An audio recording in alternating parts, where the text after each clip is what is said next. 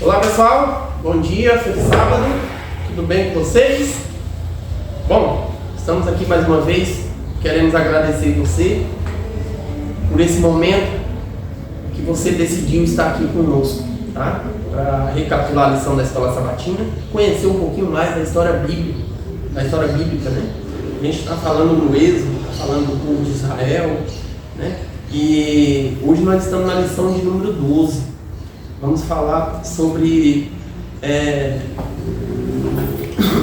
a glória, né? Que Deus mostre, Moisés pedindo que Deus mostre a sua glória, né? Então ele diz: peço que me mostre a sua glória. Lição número 12. Vamos recapitular um pouquinho, falar um pouquinho sobre esse assunto. E queremos agradecer você aqui mais uma vez, tá? Antes da gente iniciar, eu vou pedir o professor Getúlio para fazer uma oração de abertura, para a gente iniciar os trabalhos. Querido Pai que está no céu, totalmente a santo nome pela tua presença conosco. Já oramos das madrugadas, já pedimos para sair. Nós estamos pedindo agora no momento que a mesa está farta com o teu pão. E aqui estamos, Senhor, juntos com os demais professores, para que nós venhamos colocar no bom senso a tua palavra, para que nós leve ao teu povo com tua glória. Amém. Nos abençoe o Espírito Santo para nos dar sabedoria em nome de Jesus. Amém. Amém. Como falei, nós estamos na lição de número 12, né? E a gente vai falar sobre a glória de Deus. Moisés pede a Deus para ver a sua glória, né? O texto áureo, nós chamamos de verso para memorizar a lição da Escola Sabatina, está em Êxodo 34, verso 6, o verso 7. Diz assim, ó: o Senhor passou diante de Moisés e proclamou: Senhor, Senhor, Deus compassivo e bondoso, tardio em irar-se e grande em misericórdia e fidelidade, que guarda a misericórdia em 1000 gerações, que perdoa a maldade, a transgressão e o pecado, ainda que não inocente, o culpado e visita a iniquidade dos pais nos filhos e nos filhos dos filhos, até a 3ª e a 4ª geração. Êxodo 34, verso 6 e verso 7. João 3,16 do Velho Testamento. João 3,16, isso mesmo. Afirmação de João 3,16. E aí, Edmar? O que Deus está querendo falar com essa pronúncia, né? Que ele fez aqui a Moisés, né? Aqui está dentro do contexto, né? Que Moisés pede para Deus revelar a glória dele. Agora, a gente fica olhando assim, pensando, parece um incógnita, né? Por quê? Porque Moisés, ele contemplou uma sarça pegando fogo e não ardia. Isso é glória ou não é glória de Deus? Sim. Moisés contemplou as pragas no Egito, isso é glória ou não é glória de Deus? Sim. Moisés contemplou o mar abrindo, é glória ou não é glória? Contemplou água sair da rocha, entendeu? Contemplou maná cair no deserto, contemplou a travessia do mar, a travessia do Jordão, contemplou olha, esses caras. Então, assim, aliás, Moisés não contemplou a travessia do Jordão. Antes do Jordão, ele Só o Mar Vermelho.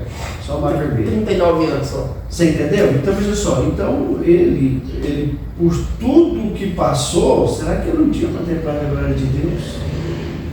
Aí, o versuário dessa semana, né? Ele vai falar que Deus, então, fez passar diante do que? Dele. Toda a sua vontade. Toda a sua vontade. Toda a sua vontade. Mas só que é interessante que quando Moisés ele contempla a glória de Deus, depois ele vê a bondade, porque o que está escrito aqui em Êxodo 34 é São João 3,16 do Velho Testamento. São João 3,16, Jesus ele demonstra também todo o amor pela humanidade, né? Quando ele diz que Deus amou o mundo de tal maneira que deu seu filho de gênero, para que todo aquele que não pereça, mas que tenha a vida eterna, aqui também Deus mostra para Moisés a sua misericórdia, a sua bondade, mostra para Moisés aquilo que Deus ele queria do povo, né? Deus mostra para Moisés o quanto ele é longânimo, Deus mostrou para Moisés o quanto ele é compassivo. Então Moisés teve uma visão. Só que acontece o seguinte, veja, a gente vai descobrir aqui no decorrer da lição que Moisés queria saber mais a respeito de Deus, né? Não era bem isso lá. Tanto é que tem um determinado ponto da lição que Deus fala para ele: olha, você jamais vai ver a minha face. Então parece que o que Moisés queria era conhecer Deus em pessoa. Eu quero ver o Senhor. Só que Deus falou: você jamais vai ver a minha face. Então, em outro ponto aqui também, a gente vê assim, o quanto que Deus ele decepcionou com o povo de Israel, mas com Moisés ele tratou totalmente diferente. Totalmente diferente. Você vê que a gente vai ver também aqui em determinado ponto que Moisés arrumou só uma tenda para encontrar com Deus. Então veja, essa questão aqui de Moisés, a relação de Moisés, de amizade de Moisés com Deus é muito forte, né? Era muito forte. Veja que Deus ele poupou a vida de um povo, 2 milhões de pessoas, por causa de um só. Então, esse diálogo aqui entre Moisés e Deus, né? Ele fala, Deus fala, ele fala, Deus fala. É o ponto central da lição dessas semanas. E esse diálogo que Moisés está tendo com o Senhor aqui, ele também é o desdobramento de uma fala de Deus para Moisés. Porque Deus olha para o povo e rejeita o povo. Não quero mais esse povo. Olha lá o que o teu povo está fazendo, Moisés. O seu povo. Aí Moisés fala: não, meu não, é o teu povo, né? E é engraçado que, se você parar para prestar atenção, o argumento que Moisés usa para Deus não destruir o povo é um argumento muito nobre, porque ele fala assim: Senhor, o que os outros vão achar do Senhor? É a própria reputação de Deus diante da humanidade.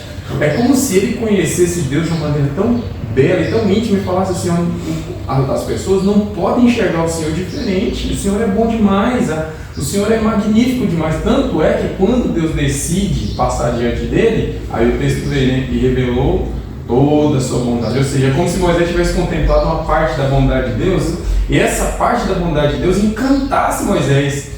Ele gostou tanto que Deus falou assim: tá bom, eu posso revelar para você então toda a minha bondade, né? Tudo que você pode compreender. É interessante, Paulo, que Moisés, como o irmão de Massicou ali, né? Ele já tinha visto toda a glória de Deus, entendeu? Só que agora Deus decide mostrar todo o seu amor, ou seja, toda a sua bondade. Agora e eu acredito, bondade, né? E eu acredito que é o único profeta de Deus que recebeu essa revelação. Sim. De toda a bondade de Deus. Sim. Os outros vêm conhecer através disso aqui, ó. Sim. Paulo, você tocou num ponto importante aí, quando Moisés vai interceder para o povo, fala: Senhor, você não pode destruir esse povo, porque se você destruir ele, como é que vai ficar a sua reputação diante das nações?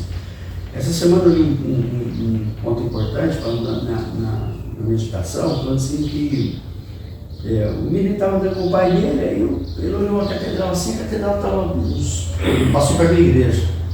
E se não me falha a memória, acho que o pai era ateu, não sei. Não, acho que eu estou confundindo a história aqui. Aí a catedral, as vitrais da catedral, quando o sol batia, refletiram o pessoal que estava lá dentro. Aí ele foi e perguntou assim pro menino, ele perguntou pro pai: o que é aquilo ali? O que está acontecendo? Ele falou assim: não, é o brilho dos vitrais da janela que está brilhando o pessoal. Aí beleza, passou um tempo, um dia o professor perguntou na classe: quem são os cristãos? Eu falei: aqueles que brilham. Agora veja só, o que é o mais importante aqui, Paulo? Não é Deus ele revelar ele para o mundo, porque ele deixou os seres humanos para revelar o caráter dele para o mundo. Esse que é a questão. O povo de Israel não estava fazendo a vontade de Deus revelando para o mundo. E o que adiantava Deus agora comparecer diante do povo? O que adiantaria? Se os cristãos falharem, né, na sua jornada, se falharem naquilo que deve fazer, a Bíblia diz que as pedras vão clamar os anjos eles vão fazer alguma coisa, mas veja só, Deus espera para a gente. Sim. Deus espera do ser humano. Então veja só, quando Jesus ele veio, quando Deus veio manifestar na terra, ele veio através de um ser humano que foi Jesus. Sim. Entende aí? Provando de que o ser humano pode revelar. Você entende? Então, ó, quando Moisés deixou diante de Deus, Deus falou assim: Moisés, não há nenhum sentido. Imagina na conversa, Moisés deve ter relatado, não há nenhum sentido eu dizer para o pessoal que eu sou Deus, mas não tem ninguém para me representar lá na terra. Quem vai representar? Tem que ter alguém para quem eu vejo e falar assim: não, realmente Deus age através do ser humano. Você está me entendendo? Então, acho que foi nesse contexto que Deus, então, ele quis destruir aquela nação. Sim. Mas Deus ele ressuscitar, tanto é que ele falou com Moisés. A proposta era para Moisés. Moisés, a gente começa por você, Sim. vamos lá, Moisés. Ele recusou, né? Agora- E aí o engraçado é que Deus fala bem assim, aí Deus concorda com Moisés. Ele fala, tá bom, não vou destruir o povo, mas desce lá e guia o seu povo. Eu não vou mais no meio. Eu não vou mais no meio dele. Guia você, o seu povo. Eu encontro com você em tal lugar. E aí ele fala, não, aí é que ele se agarra. Aí ele fala, não. Ele fica desesperado, né? Não é assim, não é desse jeito. E aí, no desespero dele, para ter a garantia de que Deus estava no meio, ele pede para conhecer um pouco mais da bondade de Deus, entendeu? Em resposta a isso. Aqui na lição de domingo, está falando assim, a tenda do encontro. A tenda do encontro. E essa tenda do encontro aqui, ela não é não é o tabernáculo. É a tenda de Moisés, a tenda do encontro. Se você vê, a Bíblia fala assim, ó, Moisés fez uma tenda para si, aquela tenda era de Moisés para encontrar-se com Deus, porque Deus não iria mais manifestar no meio do povo. Dá a entender que não teria mais a nuvem, não teria mais a coluna de fogo, e Deus não faria mais nada pelo povo. Então, o que acontece? Quando está falando aqui da tenda, essa tenda do encontro, isso aqui é para nós hoje. Eu tenho uma pergunta para fazer para você. Você tem a sua tenda do encontro? Diário, Isso aqui nos dá uma lição muito grande. Todo cristão tem que ter a sua tenda do encontro. Ah, mas eu já vou na igreja. Não é a tenda do Não é a igreja. Você vê que lá no passado tinha o santuário, tinha o tabernáculo, mas a tenda do encontro não é o tabernáculo. A tenda do encontro não é a igreja onde você frequenta. A tenda do encontro é aquele altar que você levanta para você ter comunhão com Deus todos os dias. Um lugar separado. Ali é a tenda do encontro. Você tem tido essa tenda do encontro? Essa é a pergunta de hoje. Eu não sei quantos de vocês já assistiram aquele filme Quarto de Guerra. Não. Nunca assistiram? Assistiram, mas 5 vezes, mas Já assistiram umas vezes. Lá tem um pessoal que parava na casa e aconteceu um negócio, eles mudaram e chegou um camarada para comprar a casa. E se eu não me engano, ele era um pastor. Ele chegou, ele olhou a casa, olhou para tudo e abriu um compartimento lá, um quarto pequenininho. Quando ele abriu, entrou lá dentro, ele saiu e falou assim: eu vou comprar a casa. E ele falou: por quê? Porque eu senti algo diferente aqui dentro. E ali era o lugar que aquela mulher, ela não estava com Deus através da oração naquele quarto pequenininho. Era um compartimento pequenininho. Isso não está com Deus, hein? Não é? Você sabe que a hora que eu vi isso aqui, e hoje de manhã eu vi o pastor Felipe falando sobre isso, ele falou assim que Moisés ele tinha então um lugar para ele encontrar com Deus. Eu falei, agora onde é que eu vou encontrar com Deus? Ele vai e faz a tenda para ele.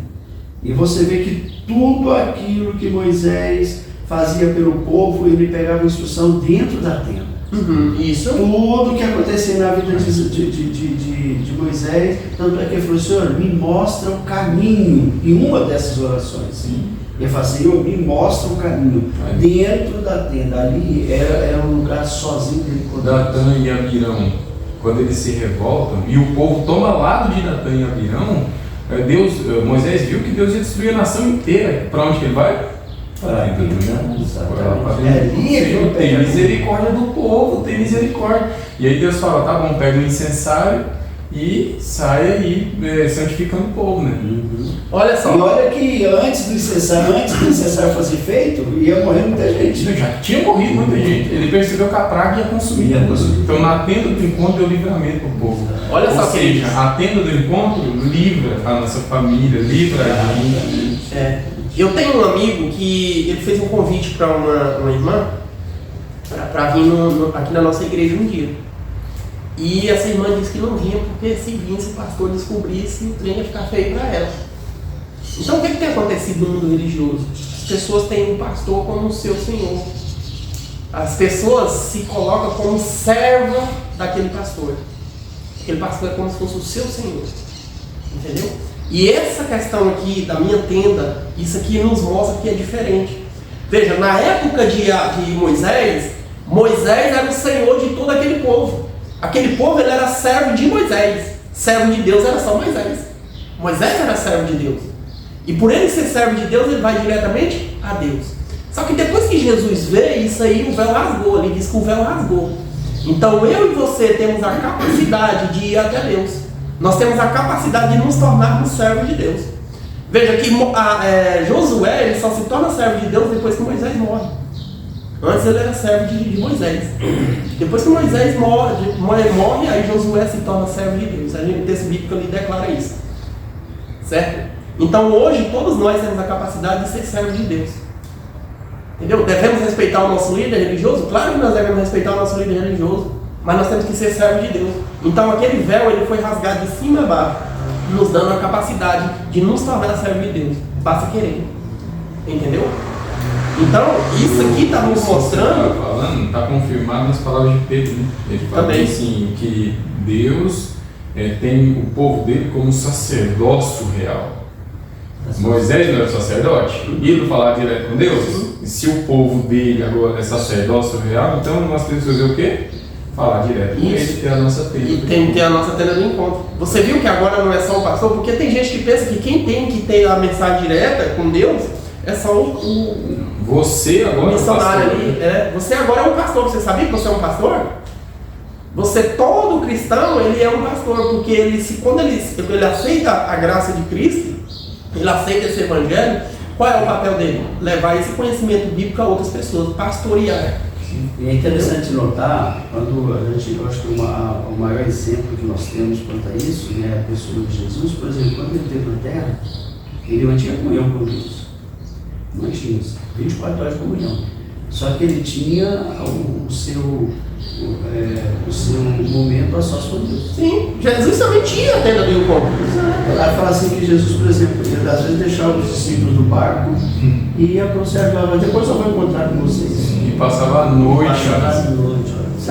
Então, veja só, essa tenda do encontro é que faz a diferença na vida da pessoa. Verdade. Essa tenda do encontro. E outra, essa tenda do encontro ela tem que ter qualidade e intensidade. Às vezes nós pegamos essa passagem aí da tenda do encontro, assim como Moisés fez, como Jesus fez, mas nós pensamos que é só fazer a tenda e lá fez uma oraçãozinha e pronto. Não. Por que Moisés, quando saiu, ele entrou nessa tenda, ele construiu, que ele entrou, que a nuvem desceu, ele saiu e veio, a rosto dele veio cumprir. Ele subiu no Monte Sinai 6 vezes, né? Na 7ª ele veio com diferença. Por que ele veio com isso? Porque essa tenda do encontro é mesmo que nós aqui, ó, somos amigos. Nós contamos as nossas dificuldades da vida um para o outro, sem guardar segredo. Essa tenda do encontro que Moisés tinha ali era para chegar mais perto de Cristo e ter um conhecimento real da vida dele. Tão tanto que ele disse para ele mostrar mais a glória dele para ele. Por quê? Porque Moisés queria conhecer melhor a Cristo, a Deus. Quem era realmente Deus, que era para ele trazer esse Deus para esse povo, entender quem era Deus. Se o povo tinha o conhecimento de quem era Deus, eles não iam obedecer de jeito nenhum.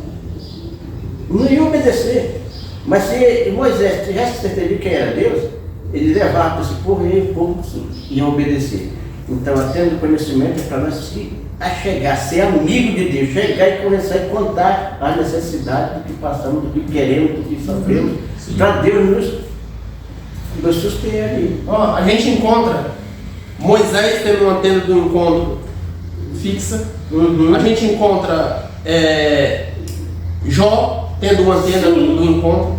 A gente encontra Isaías, Elias tendo a tenda do encontro. Daniel tendo a tenda do encontro.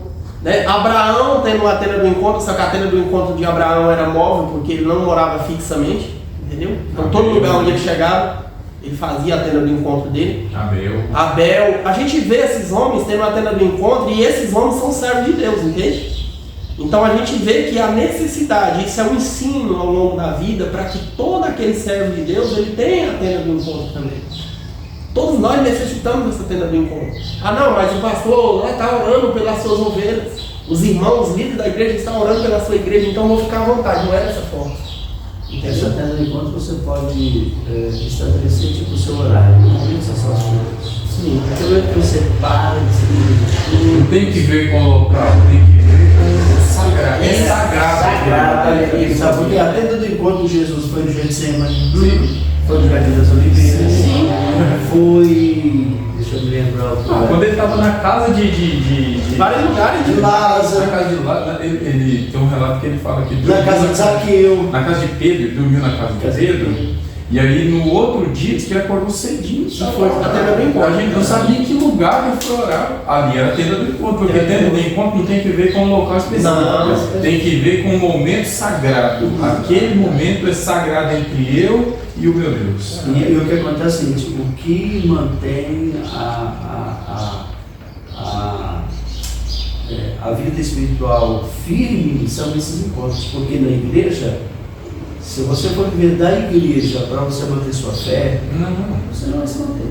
A igreja está morta. A igreja é morta. O encontro que você vem com Deus, o encontro social, você sair para conversar com o povo que está na igreja, você vai sair mais frio do que o rio. O que é mornidão? Mornidão é o que não é gelado, mas também não é quente. Não é quente. Né?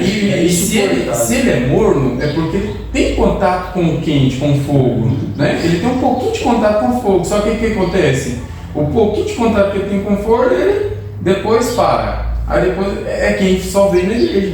Ele tem contato com a palavra ali, não é que ele está alheio completamente, ele tem contato, aí aquece o coração e aí no meio da semana isso fica morno. Aí só depois quando ele volta na igreja de novo, entendeu? Só que isso vai morrendo às vezes, né, Paulo? E o fogo é representado pelo Espírito Santo, porque a Bíblia diz que quando o Espírito Santo vem sobre os discípulos, ele vem como língua de fogo, né? Ali, então assim, é isso, é para aquecer. E esse batismo de fogo, ele precisa, não é batismo de fogo é outra coisa. Batismo de fogo é porque João fala bem assim, eu batizo com água, mas virá aquele que batiza com fogo, né? Só que aquele fogo lá é o fogo, o enxofre mesmo, não é o fogo do Espírito Santo, não. Mas o Espírito Santo ele vem como fogo para aquecer o nosso coração. Quando é que eu posso ter isso? Uma vez por semana? Pô, o que é isso? Eu posso ter isso todo dia. Eu posso ter isso todo dia. Melhor ainda, eu posso ter isso toda hora. A própria Bíblia nos diz que a palavra de Deus ela se renova diariamente. Eu entendi uma coisa interessante quando você fala do santuário, por exemplo, no santuário terrestre, lá tinha um incensário, não, tinha um candelabro que é o candelabro que tinha fogo 24 horas. Sim mesmo. Não podia deixar lâmpadas apagadas. Não.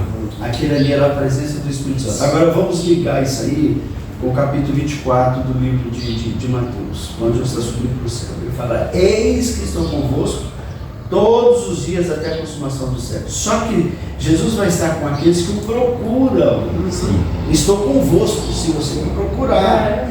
Se você permanecer em mim, eu permaneço em você. Aí você vai e liga sobre o Espírito Santo aquecendo a vida. E a lâmpada e o candelabro tinha que ficar aceso 24 horas. Não podia deixar faltar o azeite para que a lâmpada não apagasse. Então simboliza o seguinte, que eu tenho, por exemplo, a comunhão com Deus o dia todo, você tem? Eu tenho. Onde eu estou, lembro, às vezes faz oração. Sim. Mas só que Deus quer um momento. Você vai parar tudo, você vai esquecer tudo, aí você vai entrar no estudo, na oração. A pergunta é, você está deixando o seu azeite acabar? Ou você está ali regando, né? Sempre regando para não deixar esse azeite acabar, para que o fogo não se apague. Entendeu? Isso é possível através desse momento da Jesus, quando se encontra com a mulher samaritana, ali foi o Espírito Santo que impeliu ele a ficar ali, porque o projeto não era ali. Qual era o projeto? Tanto é que os discípulos falaram, mestre, vamos, a gente tem que comprar comida, estamos com fome. E ele fala o quê? Vão vocês, porque eu vou ficar aqui. Quando eles voltam, antes deles irem, né, Jesus ainda fala para eles assim, ó, a minha comida e a minha bebida é fazer a vontade daquele que me enviou. Ele não sabia o que ia acontecer, ele só foi impelido pelo Espírito Santo a permanecer naquele local. Eu não sei se é nesse contexto, Paulo, que ele fala para os discípulos, veja os campos, né? Isso. Então, é nesse contexto, veja o campo, só falta colher. Então a visão dele era para Samaria. Exatamente. Então assim, mas ele estava tendo comunhão com Deus ali naquele momento, ele vivia ligado, só que por causa disso ele deixou de ter o momento a sós com Cristo na madrugada, a sós com Deus na madrugada? Não. É isso que a gente tem que entender, né? É se conectar a Deus durante o dia inteiro, mas ter um momento reservado para que eu e Deus nos resolvamos. Porque você citou aqui a questão de Jesus. Jesus era conectado com Deus durante todo o tempo. Sim. Mas tinha um tempo especial. Reservado. Entendeu? E todos nós temos que ter isso, sabe?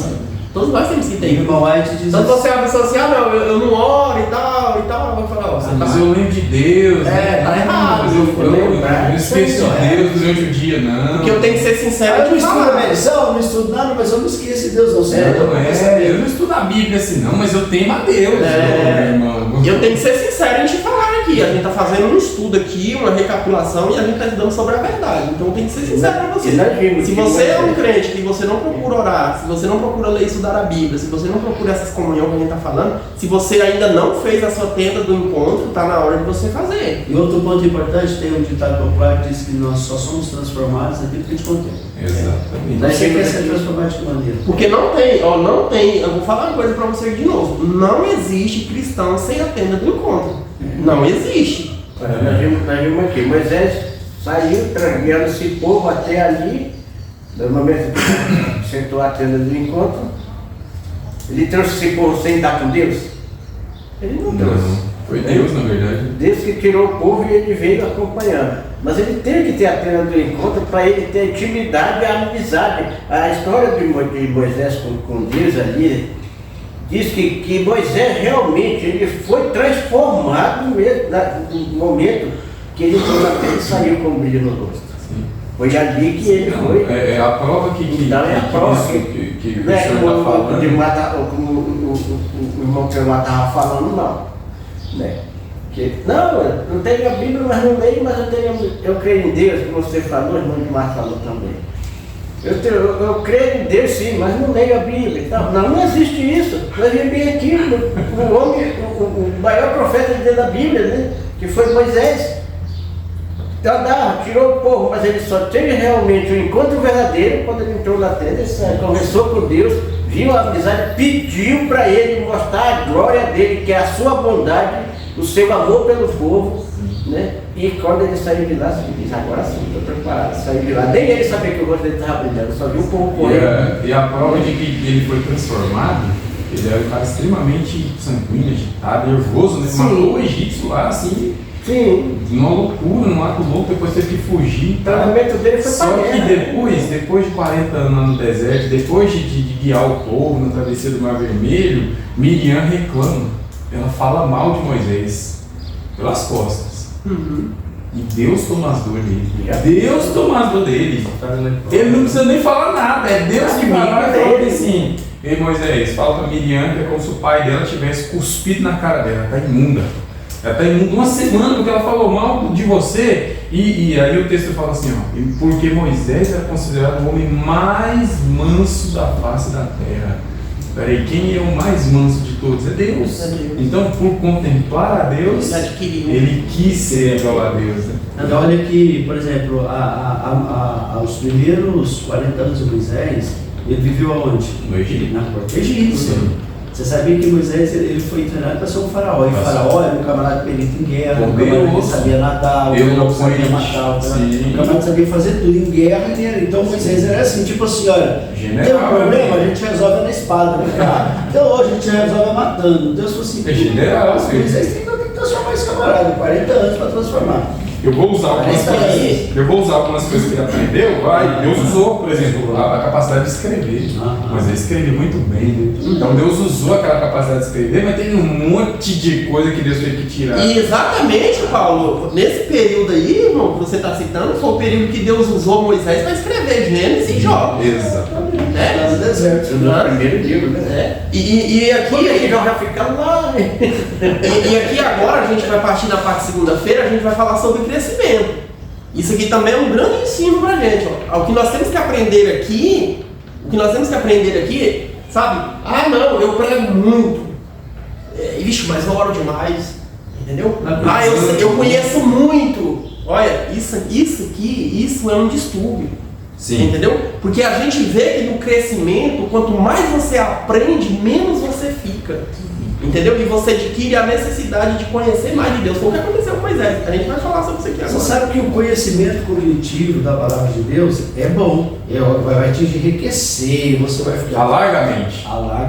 Mas e conhecer a Deus? O que Moisés queria não era conhecimento disso aqui. Conhecer sobre... Não, ele era perito, meu amigo. Só que agora ele queria conhecer a Deus. Por isso ele falou assim, eu quero conhecer o Senhor. Aí Deus mostrou a bondade. Deus mostrou a sua misericórdia, mostrou a longanimidade, mostrou o que ele era. Não, mas eu quero conhecer o Senhor, eu quero conhecer. É a mesma coisa se você fala para um camarada por telefone, se você não vê a visão dele. Aí você fala, cara, eu queria te conhecer, cara. Como é que vai falar? Eu queria pelo menos uma foto, eu queria te conhecer, eu queria ver. Era o que Moisés queria dizer. Ele queria conhecer a Deus, a sua essência. Sim. Ele queria saber quem ele era. E você vê que quanto mais ele conhecia a Deus, mais humilde ele ficava. Mais necessidade ele tinha. Sim. Você me fez lembrar de uma coisa hoje que o pastor lá no tempo falou assim, que, por exemplo, quando Moisés desceu do monte, o rosto dele brilhava. E ele não sabia. E ele não sabia que o rosto dele brilhava. Aí eu falei assim, tem gente que às vezes está no meio do povo, aí ele quer se engrandecer, ele fala, não, eu faço isso, eu faço aquilo, eu jejum, eu sou dizimista, eu faço aquilo, eu faço aquilo, para brilhar. Mais lembra o fariseu do que o fariseu. Paulo, mas você sabe que ele falou uma coisa muito interessante, ele falou assim, você sabe por que o rosto de Moisés brilhou? Porque ele era tão pecador e ele aproximou de Deus.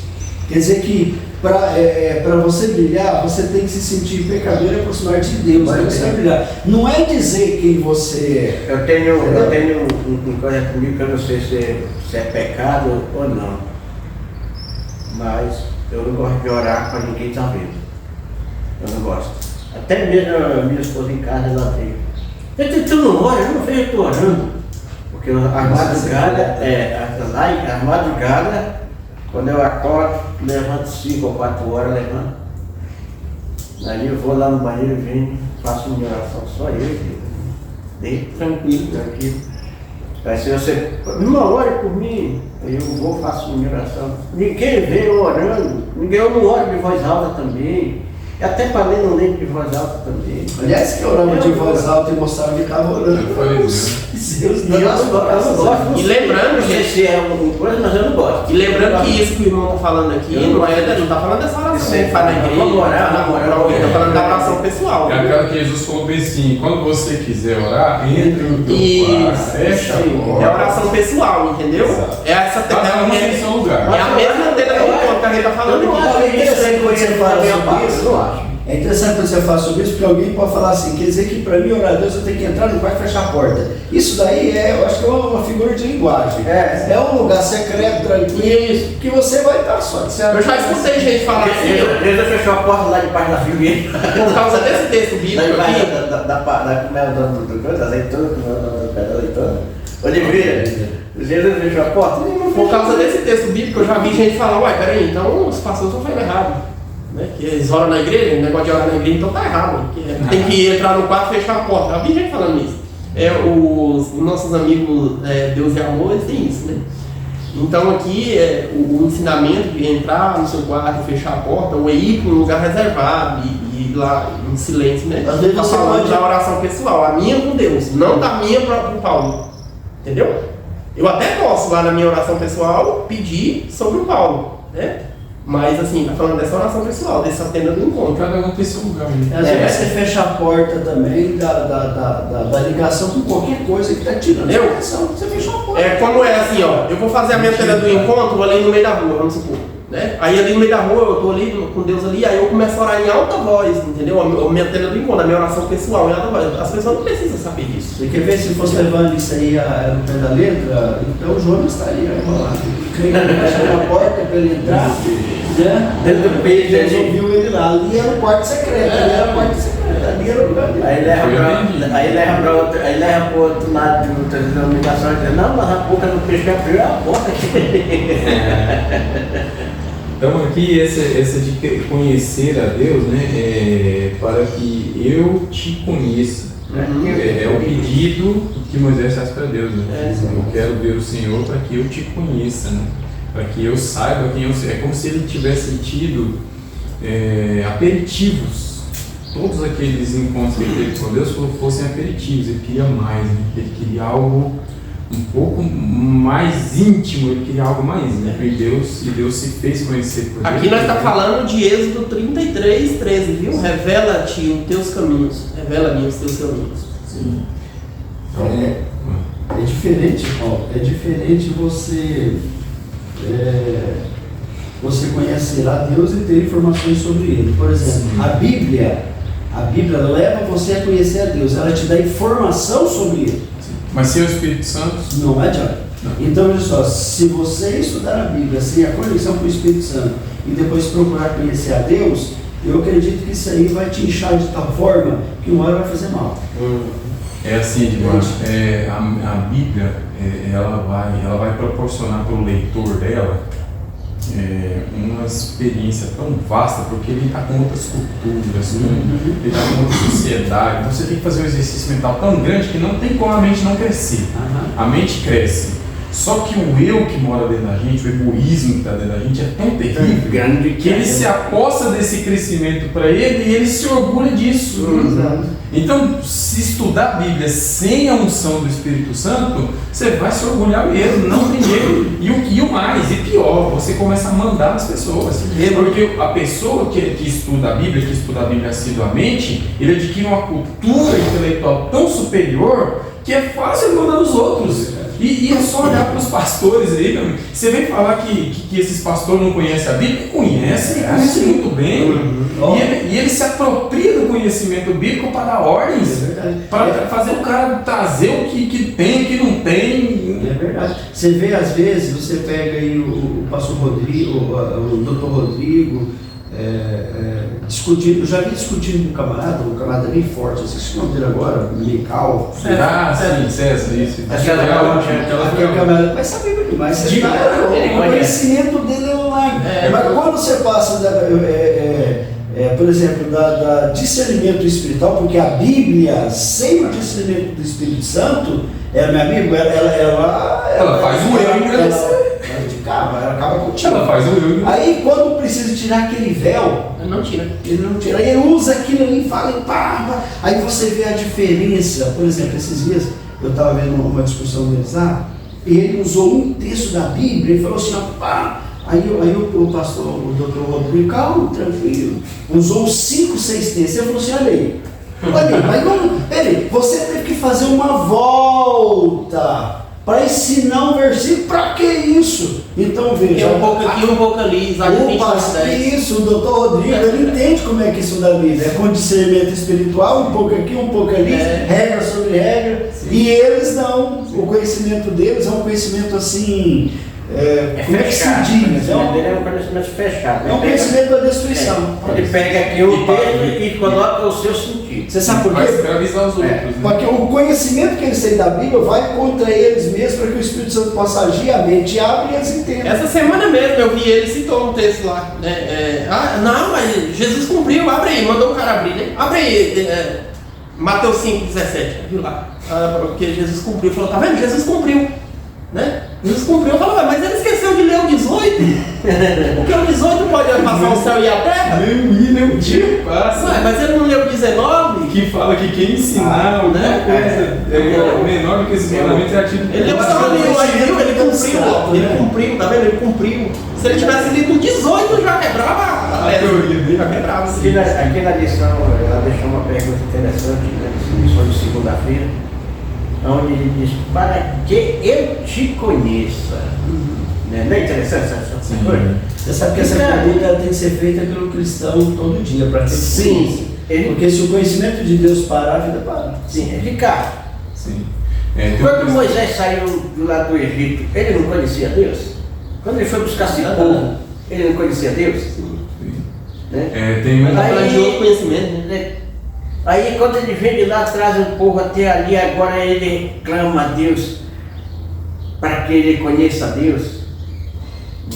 Deus abre mão e diz, olha, tu não pode ver minha face, mas tu sobe nessa penha, quando eu ir passando, eu vou te cobrir e tu vai me ver pelas costas.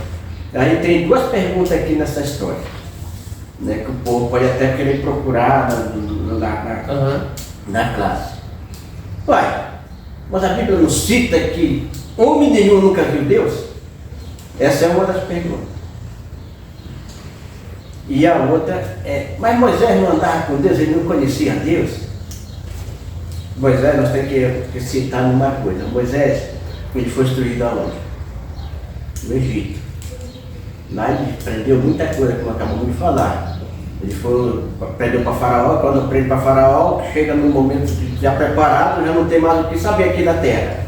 Tudo conhece, né?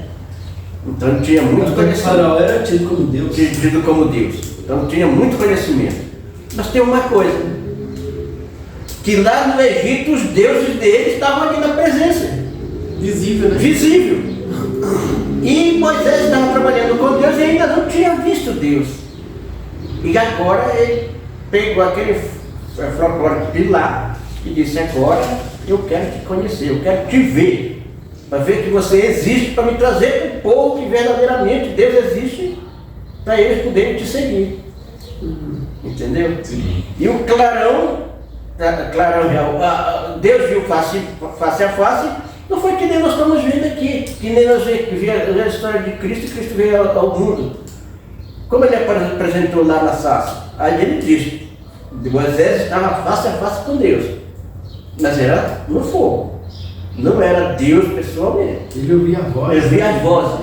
E aqui ele viu também o clarão. Face a face com Deus, mas no clarão. Ele não viu a face de Deus assim, senão ele tinha sido fulminado. Para que vocês possam entender aí, o irmão está falando de Êxodo 33, viu? Verso 18 e verso 19.